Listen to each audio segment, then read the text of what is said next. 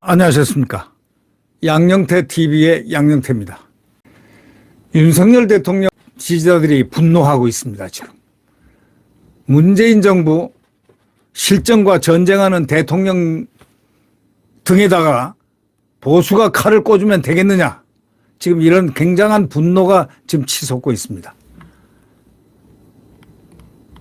여러분은 어떻게 생각하십니까? 윤석열 대통령이 1일 경북 구미 박정희 전 대통령 생가를 방문하면서 방명록에 적은 위대한 지도자가 이끈 위대한 미래, 국민과 함께 잊지 않고 이어가겠습니다 라는 글이 아주 지금 화제가 되고 있습니다.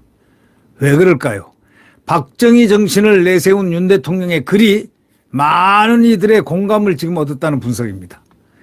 현재 대한민국이 처한 위기를 타개하려면 박정희 대통령만으로는 부족하다는 인식이 한몫을 한 것으로 보입니다. 윤 대통령이 박정희 전 대통령만큼 성공한 대통령이 되기를 기원한다는 그런 뜻이 내포되어 있다고 봅니다.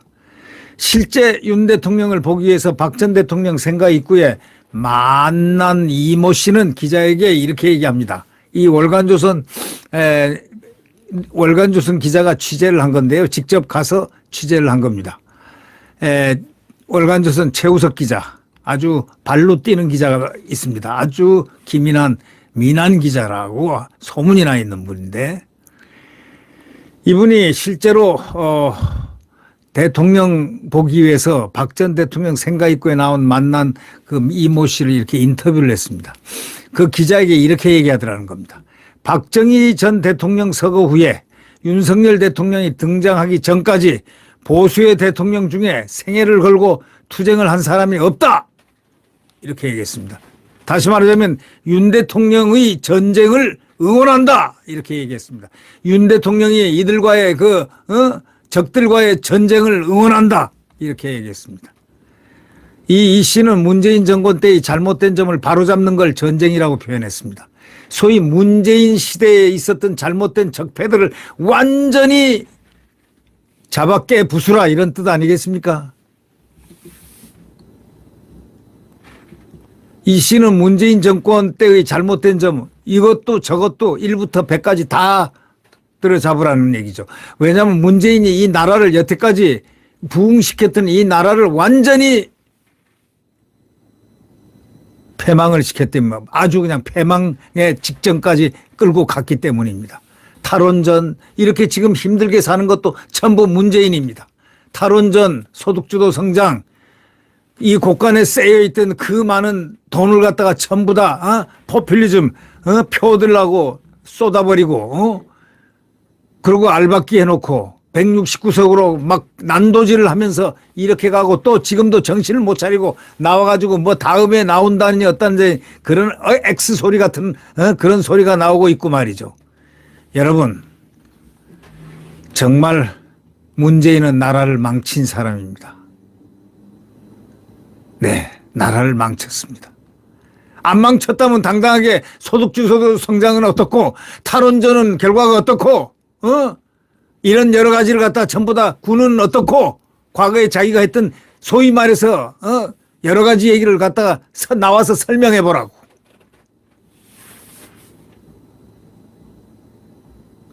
이 박모 씨는 또 이렇게 얘기했습니다. 윤석열 대통령의 말투와 행동은 좀 촌스럽지만 눈빛만은 국민을 향한 깊은 애정을 담고 있다.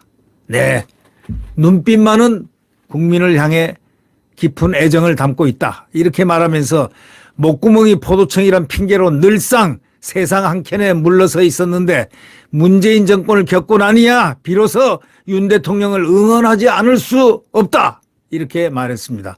이제 문 정권이 바로 얼마 전에 그만뒀기 때문에 너무 비교가 되니까 윤석열 대통령을 응원하지 않을 수 없다는 겁니다.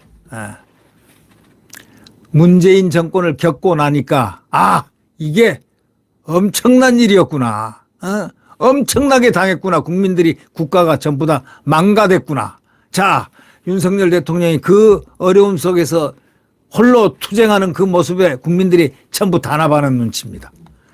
김건희 여사 팬카페에도 윤 대통령의 방명록에 대해서 응원하는 글이 다수 올라오고 있습니다. 자신을 윤 대통령과 동갑인 자영업자라고 소개한 어떤 글쓴이는 이렇게 얘기했습니다. 시대 정신을 몸속으로 이렇게 체화한 양심으로 도저히 목도할 수 없는 이 현실 앞에 곰 같은 사나이가 싸우기 시작했다. 그런데 이 보수 진영은 윤 대통령을 엄호하기는커녕 자리 싸움만 해서 대통령을 모양 빠지게 하고 있다 하고 지적했습니다. 이것은 아마 윤석열 대통령을 고통스럽게 만들고 있는, 지금 이 상황을 어렵게 만들고 있는 나경원이라든가, 또는 지금 안철수는 완전히 거짓말로 정치적인 제스처, 대선 후보 한다고 지금 10여 년 동안 계속 왔다 갔다 민주당 대표, 당대표, 등등 하면서 간첩과 같이 함께, 간첩, 누굽니까?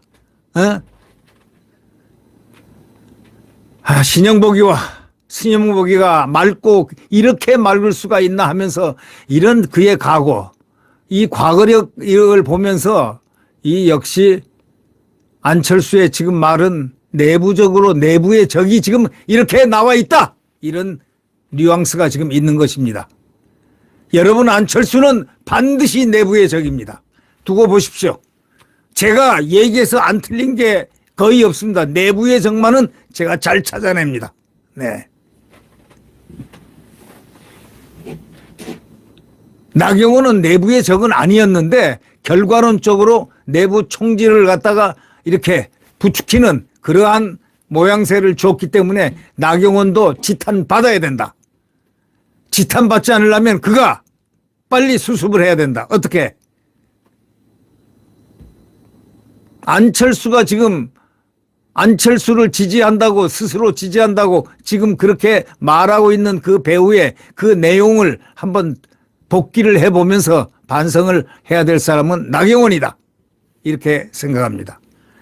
그리고 안철수는 절대 보수를 밟지 마라. 안철수는 정체성이 보수가 아닙니다. 보수 위장보수입니다. 100% 위장보수입니다. 이런 자가 지금 여기 들어와서 이 간교한 틈을 교활하게 서로 이렇게 분란의 틈새를 찾아가지고 자기의 이익을 취하면서 자기의 목표를 향하고 있습니다. 자신을 윤 대통령과 동갑인 자영업자라고 소개하는 어떤 글쓴이는 이렇게 얘기했습니다. 시대 정신을 체화한 양심으로 도저히 목도할 수 없는 현실 앞에 곰 같은 사내가 싸우기 시작했다. 그런데 보수 진영은 윤 대통령을 엄호하기는커녕 자리 싸움만 해서 대통령을 모양 빠지게 하고 있다. 이렇게 지적을 했습니다. 여성 지지자라고 밝힌